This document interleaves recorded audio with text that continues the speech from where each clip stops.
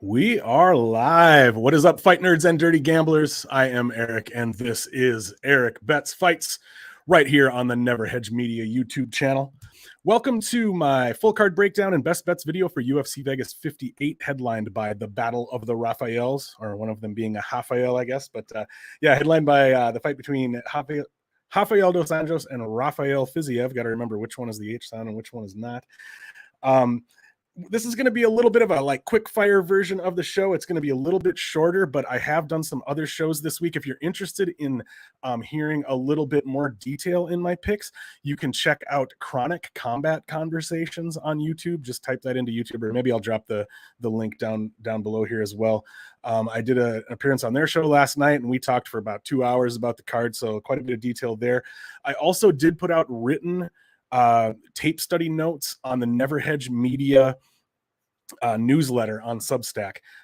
Maybe I'll put the link for that down below as well. But I'm guessing a lot of you who are watching this are, Never Hedge subscribers and probably already are aware of the newsletter, but I did put out some written breakdowns there. So first of all, before we jump into the breakdowns for this card, let's go ahead and do a quick betting recap for how things went at UFC 276. I did pick up 6.62 units. I lost a bunch of bets, so this was largely a unit sizing kind of thing. I sized appropriately to still have a pretty good winning day, even though I lost a bunch of bets. But the big one, the kind of big bomb I dropped here, was 5 units on Alex Pereira at -115. Obviously, he came through for us with flying colors, no problem there. So we picked up 4.35 there.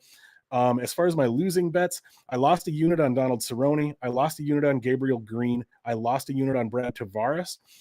And I had initially put 2 units on Jessica Rose Clark at -135. But then that was one of those spots where I kind of got cold feet, and I was like, you know what? And also, I got her at -135, and Stolyarenko was available at 140. So it was one of those spots where I was able to guarantee a tiny bit of profit by hedging on Stolyarenko. So I did. Obviously, Stolyarenko won in the first round, so I'm glad I did that. So we pick up a total of 1.38 units on the straight bets. I also had a parlay of Andre Muniz and Israel Adesanya. That came out to -134. I put 3 units on that. One thing that I'm trying to do is I'm trying to, rather than having a lot of bets, I've been playing a lot of props lately, and I've kind of been I looked through my record, and I've had a lot of events lately where if I had only bet money lines and parlays, I would have done well, but then I bet props and lost it all on that. So I've been doing really well on the money lines, been doing really well on the parlays. So what I'm going to try to do is pick the spots that I really like and go heavier on those unit wise, rather than picking a bunch of spots and going smaller. So like I said, I went 5 units on Alex Pereira here. I also went 3 units on this Muniz Adesanya parlay because I felt good about that. That did hit, so we picked up 2.25 units there. Another spot, I'm really happy about this one. Like I said, I'm trying to stay off the prop sprinkles a little bit. Usually I do 0.2 units on those, or even sometimes 0.1. But I really liked the number on Jalen Turner by submission at +700. So I went half a unit on that. And obviously that did hit. So we picked up 3.5 units on that one. So that helped us out a lot. And then I did lose half a unit. Like I said, I put 5 units on Pereira because I was pretty confident in him to win there, but I did want to make a little hedge just in case Strickland did use the wrestling and the grappling, in case he was able to find a sub. So I put half a unit on Strickland by submission at +1100. So we did lose half a unit there as that little hedge, but had 5 units on Pereira, so that one worked out fine anyway. So we end up +6.62 units on that. And then I also picked up 2.47 units on PFL, so I picked up 9.09 units total last week. So really happy with how that went. First things first, before we jump into this, please make sure to give the video a like. Make sure to subscribe to Never Hedge Media here. Also, leave a comment. That helps a lot with getting the algorithms going so people see this material. Also, if you enjoy my style, you enjoy the things that I do, please also check out my personal page, Erik Bets Fights. You can just type Erik Bets Fights into YouTube, or else I think the link should be down below here as well. You can also find me at Erik Bets Fights on Twitter and on Instagram. Find me all over the place. Anyway, let's go ahead and jump into breaking down these fights a little bit. Hopefully, I'm not entirely sure that I've got the right bout order here, but I'm going to go with the order that I've got my notes in anyway. First fight of the night, I believe, will be Ronnie Lawrence versus Said Yakub Kakramanov. I do like Ronnie Lawrence in this fight. You know what? I always forget to do this. Let me pull up. I forgot to pull up best fight odds here so I can give you the odds as we go through. Oh, where are we? Just one second. All right. So Ronnie Lawrence is favored at minus 125. Come back on CDCube at plus 120. So it's, it's pretty close to a coin flip. Ronnie Lawrence is favored a little bit. I do like Ronnie Lawrence in this fight. He's the kind of fighter that I like to bet on because he's always moving, he's always working. I'm going to say some of these same things about Ricky Tercios when we get there, but even more so with Ricky Tercios. But Ronnie Lawrence is a guy who he uses a lot of lateral movement. He'll stay on the outside and just kind of circle and pepper his guy with strikes, and then he looks for the openings to land those big takedowns. He's very dominant. He wasn't even a guy who wrestled in high school and college, interestingly, but he's a guy who's very dominant with his wrestling. He'll really look to push the wrestling a lot. If you guys have watched my breakdowns before, one thing I say a lot is three traits that I really like to bet on if a fighter has all three of these traits is wrestling skill, the desire and tenacity to push the wrestling, and the cardio to push the wrestling. And you got to have all three, because sometimes we'll see people who are really good wrestlers and they'll just stand up the whole fight, right? And it's like, why are you not wrestling? So that's somebody who has the skill but does not have the desire and the tenacity to push it. Sometimes we'll see somebody who will only shoot like maybe one takedown, maybe two takedowns, and it's because they know that wrestling tires them out. They don't have the cardio to push it. So they need the cardio as well. Ronnie Lawrence has all of those, and he's the kind of guy who is just going to look for his opening to take you down, and he's more than happy to just grind on top of you for the whole fight. And I think that we could very well see that play out that way here. So I do like Ronnie Lawrence. I haven't bet on him at all. I might potentially look at betting on him by decision. Next up, we've got Kennedy Nzechukwu versus Carl Roberson.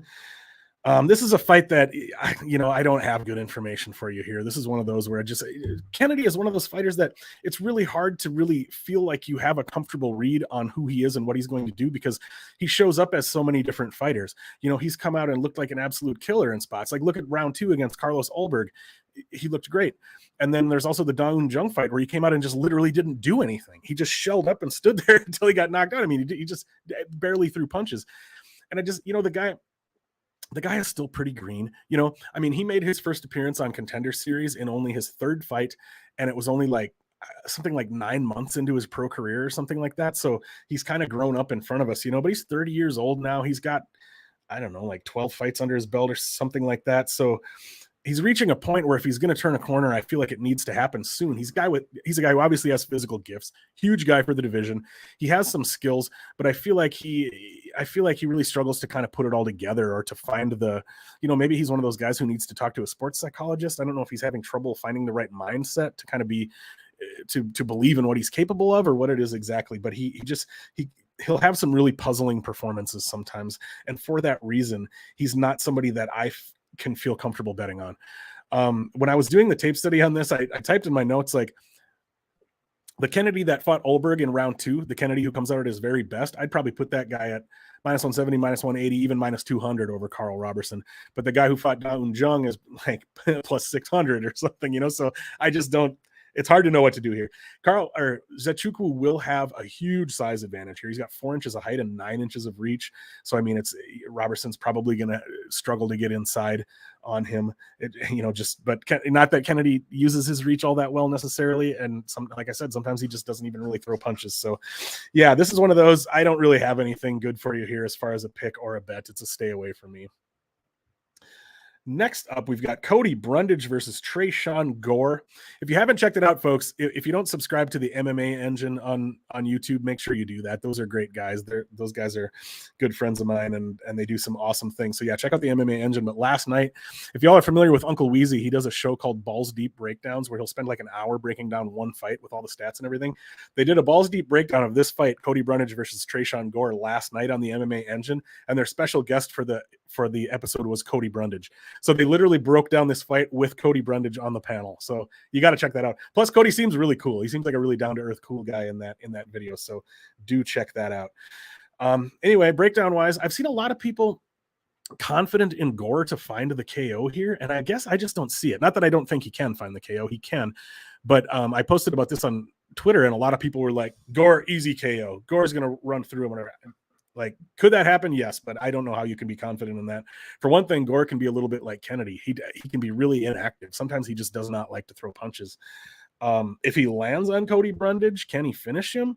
Sure. But we did see Cody Brundage take a bunch of punches to the face from Dalcha Lungiambula, who is another, really powerful, really, really explosive athlete. And those weren't like, square big punches. That was like they were clinched up and they were like little uppercuts and stuff like that. But I mean, he landed a bunch of punches on him, and Cody didn't go down or even come close to going down. So Cody's likely going to look to wrestle here.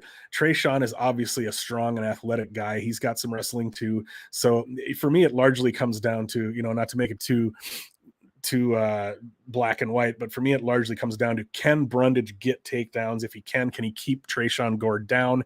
If he can't, can he continue to get takedowns without gassing out?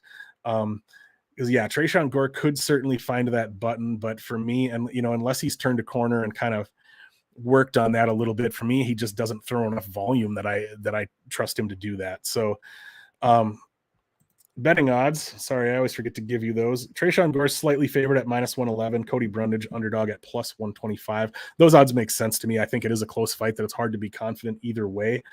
One prop that I was interested in looking at was potentially that Tresean Gore by KO. It's not on any of the books that I have, but I think I saw it at like +330 or something like that. Maybe on like DraftKings or FanDuel, I don't remember. But if you're somebody who likes to bet props, and especially if you're somebody who likes to bet every fight, just put a little, it's not necessarily a smart thing to do to bet every fight, but if you're a person who is into this more just to have fun and you like to sprinkle a little bit on every fight just to make it a little more interesting, that Tresean Gore by KO prop may not be a bad spot to look. But as far as a pick, I'm kind of leaning more Cody Brundage by decision here, but it's going to be a stay away from me so far betting wise, unless I do decide to sprinkle that Gore KO prop just for the fun of it.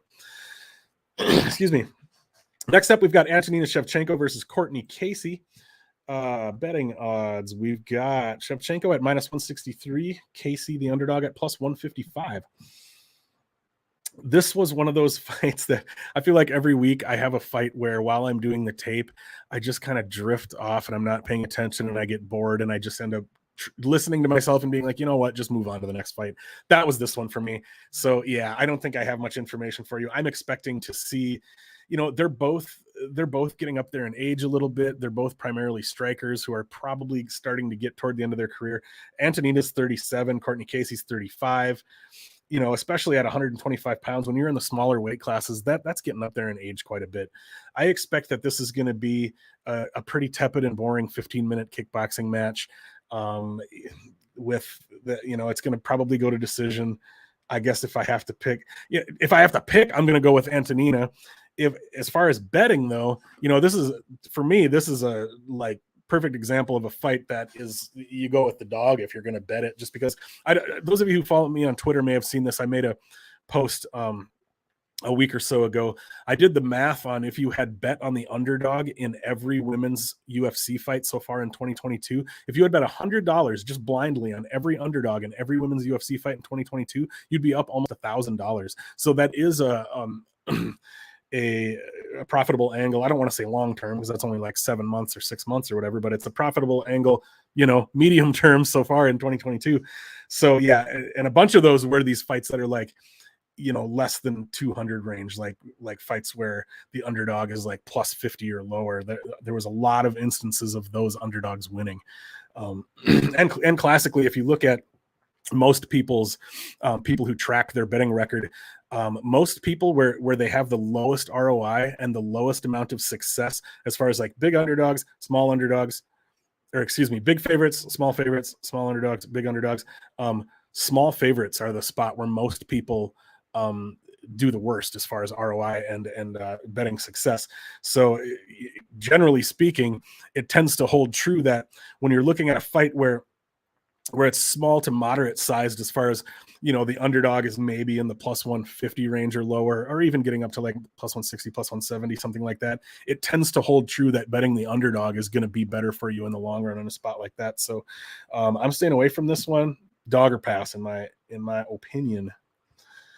Next up, we've got Aman Zahabi versus Ricky Turcios. Aman Zahabi is the underdog at +170, Turcios -175. Turcios is even up at like -200, -210 in spots. I do like Ricky Turcios here. He's the kind of fighter that we look for as MMA gamblers, right? I would prefer that he was a little more technical, a little tighter with his technique and his style and his approach. He is a little bit wild, a little bit chaotic, a little bit open. He's there to be hit and that kind of thing. So there are some issues, but apart from those issues, he's a guy who's going to fight for your money, right? The kid just loves to fight. He comes out there and he gets after it. He's not trying to point spar you. He's not trying to win a decision. He's trying to get after you and fight you and beat you from the first horn to the last horn. And you got to love that. He's a guy who will not allow himself to be put into difficult positions. He doesn't want to be on the bottom. If he gets put on the bottom, he's looking to get up right away, and he's looking to get right back in your face again. I mean, Ayman Zahabi, I don't feel like I have a super strong read on him. My biggest concern in this fight for Turcios is the possibility of a flash KO. I mean, Ayman Zahabi obviously has shown that he has KO power, and Ricky Turcios has shown that he will plant his feet and grow roots and just kind of stand in front of you, and he definitely does take shots. He is hittable. There's the possibility that Zahabi catches him with something big and drops him. But other than that, I just think Turcios is going to be the busier, more active fighter here. And I think Ricky Turcios should win a decision. Next up, Cynthia Calvillo versus Nina Nunes. Cynthia Calvillo favored at -142. The comeback on Nina Nunes is +137. This is a fight with a lot of question marks. It's a stay away from me, I think, unless you decide to go the angle, like I said, like just blindly bet on women's underdogs. Hey, you bet on Nina Nunes here. And I've been thinking about starting a separate Bet MMA Tips where I just bet women's underdogs blindly and track that, just so we can track that over time. I think it would be kind of interesting. I might start that this week. I'm not sure yet. But anyway, went off on a little tangent there. Like I said, I think there's a lot of question marks on this fight because Cynthia Calvillo has lost, I believe, 3 in a row. She did not look great her last time out at all. And Nina Nunes has only fought twice in the last 3.5 years. She's getting up there. She's 36 years old. Cynthia Calvillo's 34 years old. So they're both starting to get up there a little bit. Nina, not that you can't be a mother and have a happy home life and still be successful as a fighter. We know that you can. I'm not trying to take anything away from Nina in that regard. But like I said, she's only fought twice in the last 3.5 years. She's got a happy home life with the GOAT, Amanda Nunes. They've got a baby now. It's easy for me to see Nina Nunes just having one foot out the sport at this point. I wouldn't be surprised to see her retire after this fight, honestly. She does look really in shape on her Instagram. I'm not saying that she's not working hard. I think she is. I just don't know, is she still a person at 36 years old with the mixed results that she's had and with only fighting twice in the last 3.5 years? Like, do you think she's a fighter who's still has the fire in her that like, oh, I'm going to be champ one day or something? I don't think that's the case at all. She's just kind of coming out here to do it, would be my guess. So, and with Calvillo, who knows where her head is at. But one thing I do want to say about Calvillo is I think people are putting too much into her last performance against Andrea Lee. I think that was very much a matchup specific kind of thing. I don't think it was necessarily that Cynthia Calvillo looked awful. I think it was that Andrea Lee was a terrible matchup for her. And Andrea Lee just had the striking and the length and the volume to just, and the accuracy of striking to cause fits for Cynthia Calvillo. And Nina Nunes is a very good striker, but she doesn't have the length and the size. And I don't think that she's necessarily going to be able to do as much to keep Cynthia Calvillo outside. She might be able to, but I don't necessarily see this being the same fight. Against Andrea Lee, Calvillo just could not get inside. When she was able to get inside for a takedown attempt, Andrea Lee was able to shuck it off so immediately that she just never even really was able to come close to getting anything going. And eventually she just couldn't even get inside anymore. And I don't know that that's going to be the case here.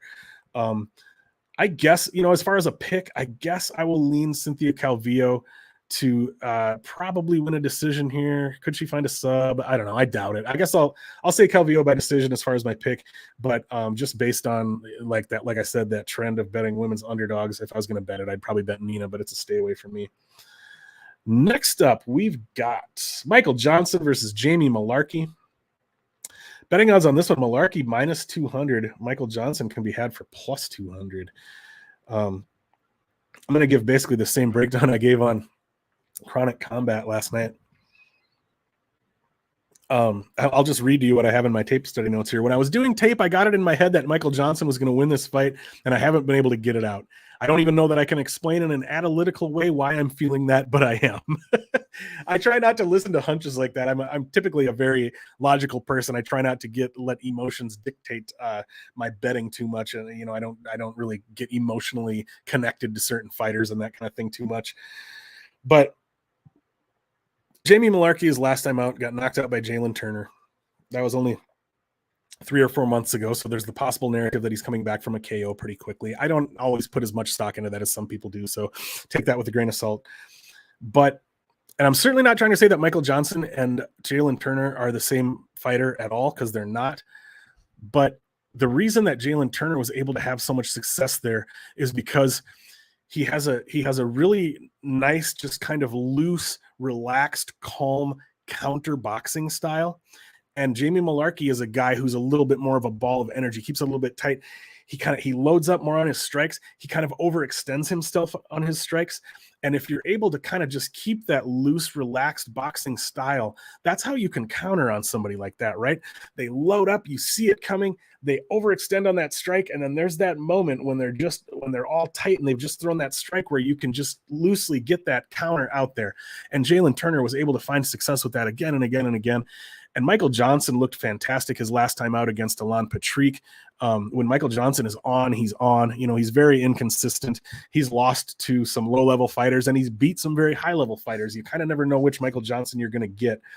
But at plus 200, and with how good Michael Johnson looked last time out and Jamie Malarkey coming off of a knockout, I'm willing to take a shot on that. I'm willing to take a shot on the possibility of Michael Johnson being able to have some of that same success that Jalen Turner had with that same type of sort of loose, relaxed counterboxing style. So I split up a unit on Michael Johnson here. I split it up I took his money line at, I think, plus 200. I put a little bit on his KO prop at plus 325. And then I also put a little bit on KO round 2 and KO round 3. I can't remember what those were at. 1,200, 1,700. I don't remember. So yeah, I split up a unit total. So if Michael Johnson wins by KO in round 3, that's going to be really good for me. I'm going to win like 3 different bets. Anyway, next up, we've got Jared Vanderaa versus Chase Sherman. The people's main event, right? Jared Vanderaa is favored at minus 175. Chase Sherman can be had for as high as plus 175. One thing I want to talk about before I get into breaking down this fight, because I think it's interesting. Chase Sherman is currently 3-9 in the UFC, and he signed a new 4-fight deal before his Romanov fight. If they allow him to fight out this entire 4-fight contract and he loses all of those fights, we could potentially see a guy go 3-12 in the UFC, which has never happened before. We are seeing history made before our eyes. Not the good kind of history, but still, it's interesting. The guy's 3-9 in the UFC. A 25% win rate with over 10 UFC fights. I doubt that has ever happened. I did look into the numbers a little bit. I'm not 100% sure, but I love trivia. I love UFC records and all little facts about the sport. That's kind of my favorite thing about MMA is getting into the trivia and the stats and the facts and the records. And yeah, I think that's got to be the lowest winning percentage for someone with over 10 fights in the promotion. If you happen to know otherwise, put it in the comments and let me know. Anyway, a lot of people are pretty confident in Jared Vanderaa here, and I kind of was not confident, but I mean, I was picking Jared Vanderaa, but with where the line is at now, that you can get Chase Sherman at plus 175. I always say don't bet on what a fighter can do, bet on what a fighter will do, right? I say that in almost every breakdown video. And I think the mistake that people might be making here is that they're looking at this fight and thinking, well, Jared Vanderaa is the better wrestler and the better grappler. So Jared Vanderaa should be able to get takedowns here. He might even be able to submit Chase Sherman. He might be able to, at least control him on the ground for a decision or maybe find a ground and pound finish. But I don't have the stats in front of me. I should have hold on. I'm actually going to pull these stats up here quick. But one thing that I think that people are not considering is that, yes, Jared Vanderaa on paper is a grappler. He's a BJJ black belt, but he averages 0.27 takedowns per 15 minutes. Let's see. His takedowns. He landed 0 takedowns against Olenek, 0 takedowns against Arlovsky, 0 takedowns against Romanov, of course, 0 takedowns against Tafa, 0 takedowns against Spivak, and 1 takedown against Harry Hunsucker. Jared Vanderaa technically has 100% takedown accuracy in the UFC, but it actually wasn't even in the UFC. It was in Contender Series. It was 1 takedown attempt against Harry Hunsucker that he got. He has never taken another opponent down in the UFC. Spivak, Tafa, Romanov, Arlovsky, Olenek. He has never, not only has he not landed a takedown, he has not even attempted a takedown against any of those fighters.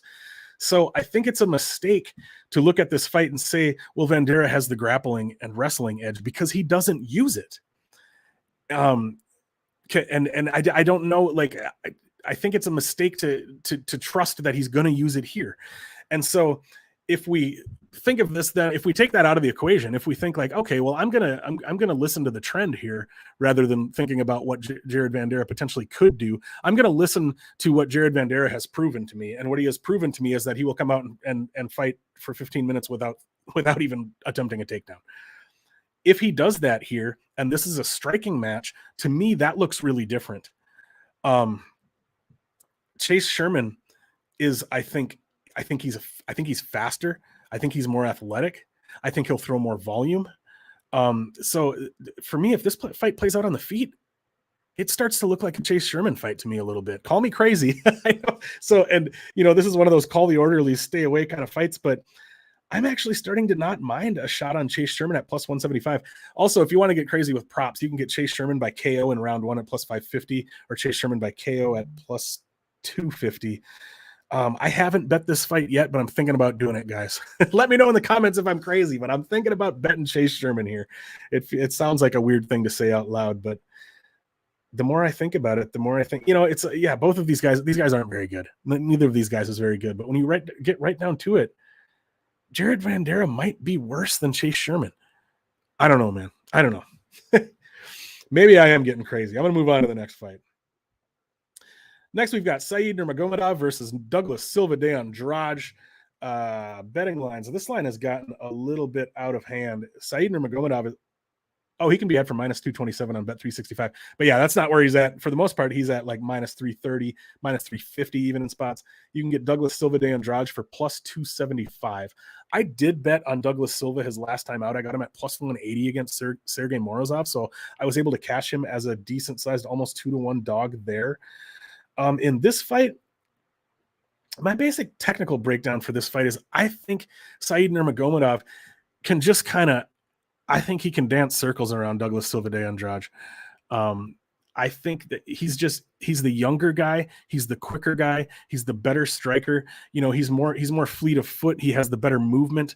Douglas Silva de Andrade, he's an animal. He's an absolute monster. Don't get me wrong. The guy is a ball of muscle, incredibly strong, incredibly explosive, incredibly athletic, but he's a guy who's looking to plant his feet and load up and land a big shot. He's not trying to pepper you with strikes like a Diaz brother and get you out of there death by 1,000 cuts. He wants to land that one big shot that drops you and makes you say goodnight. And in order to do that, he needs to kind of plant his feet and load up a little bit. And I see it almost like Douglas Silva de Andrade is going to be like a submarine or something, like trying to lock in, trying to get the crosshair on Said Nurmagomedov long enough to get that big shot off.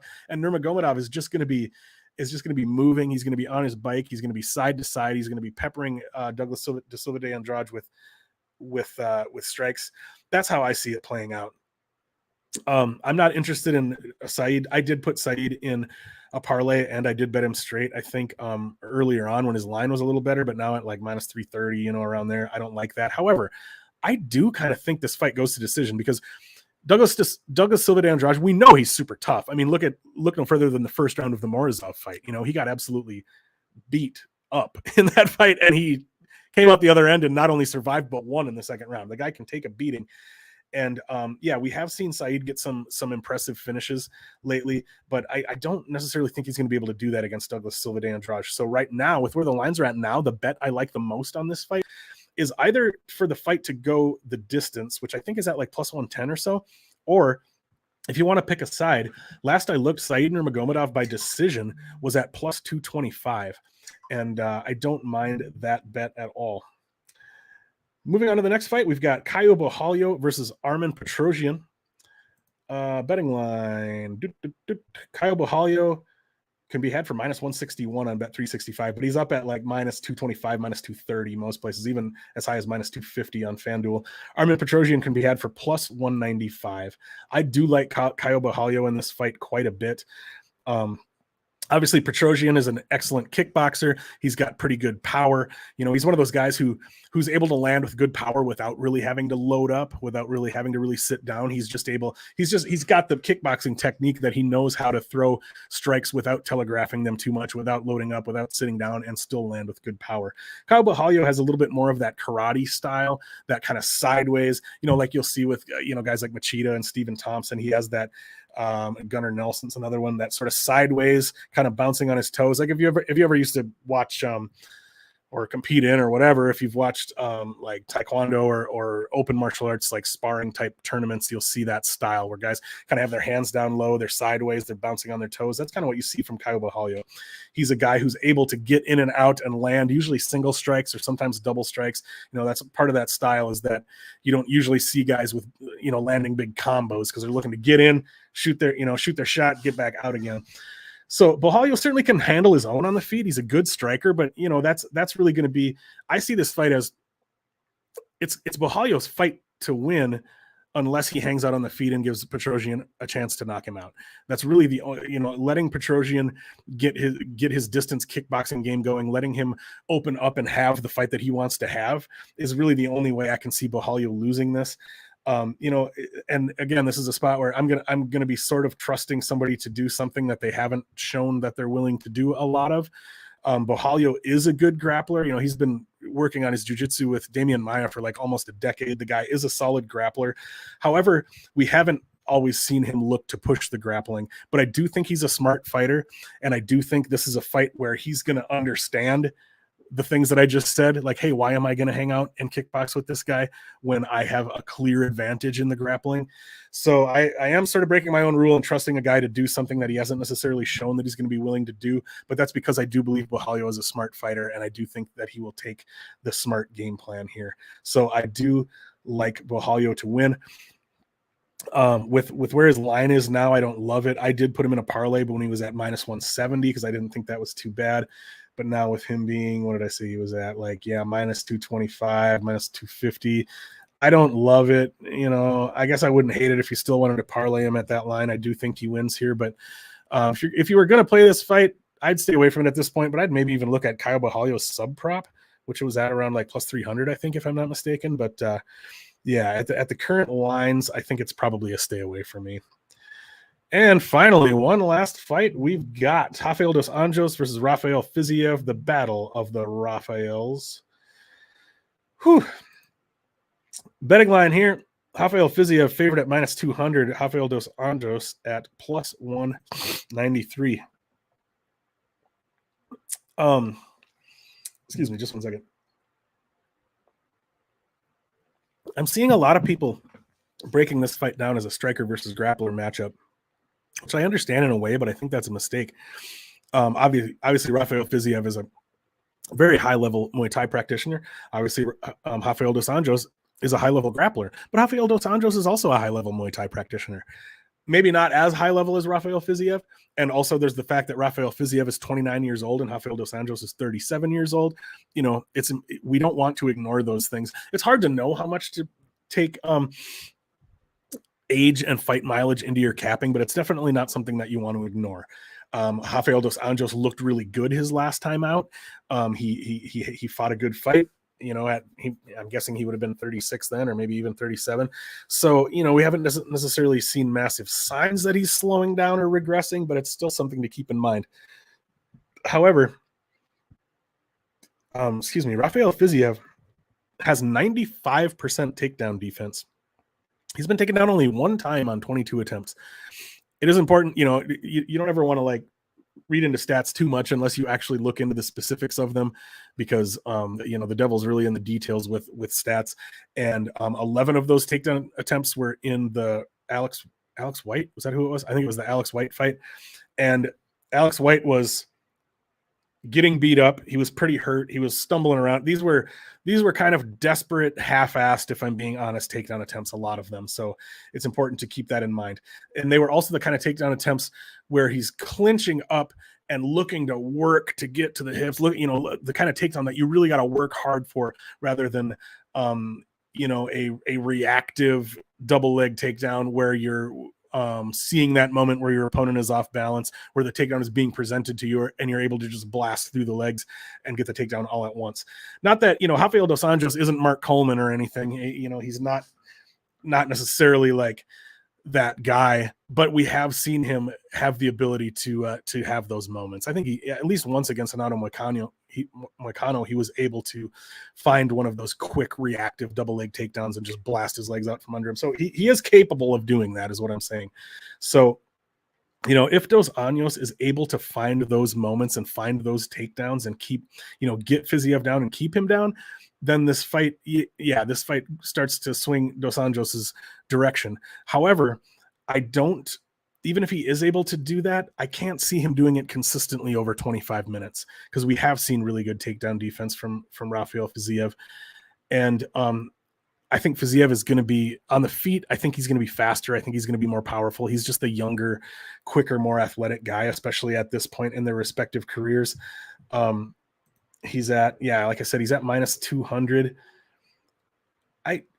I've seen some people taking the shot on Dos Anjos, and I guess I understand. We're dealing with a pretty much a legend of the sport here. I do favor Fiziev here quite a bit. I did bet on him and put him in a parlay. I think he's actually I think I put 5 units on him actually at around minus 200.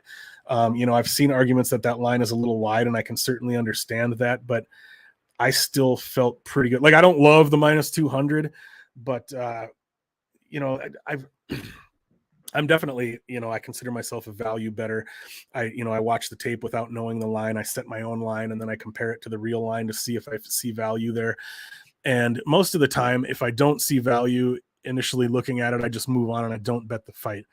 But I've been trying to change that a little bit, because I feel like I've been missing out on some good spots. Because the thing is, if I'm comparing those lines and deciding whether there's value based on that, then that means I'm 100% trusting the percentage that I'm assigning to that fighter.